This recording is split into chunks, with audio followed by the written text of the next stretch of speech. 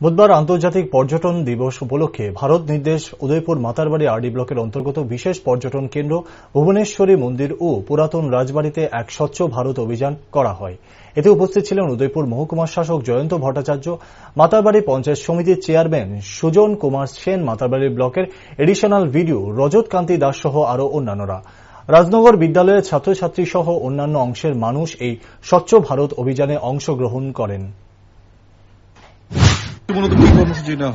আজকে আন্তর্জাতিক পর্যটন দিবস উপলক্ষে আমাদের রাজ্যের 3টি স্পট চিহ্নিত করা হয়েছে। তার মধ্যে মাতারবাড়ি ব্লকের অন্তর্গত আমাদের পুরাতন রাজবাড়ি ভুবনেশ্বরী মন্দির প্রাঙ্গণ স্বচ্ছ ভারত করার যে সিদ্ধান্ত নেওয়া হয়েছে সেই মোতাবেক আজকে আমাদের এই মন্দির প্রাঙ্গণে স্বচ্ছ ভারত করা হচ্ছে।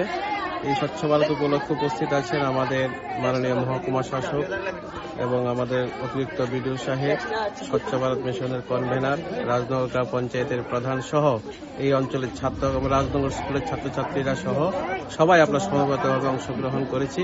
আমরা এই মন্দির চত্বর এবং পুরাতন রাজবাড়ি সহ পুরো জায়গাটি আমরা আজকে সাফাই অভিযান করছি স্বচ্ছ আন্তর্জাতিক পর্যটন দিবস উপলক্ষে।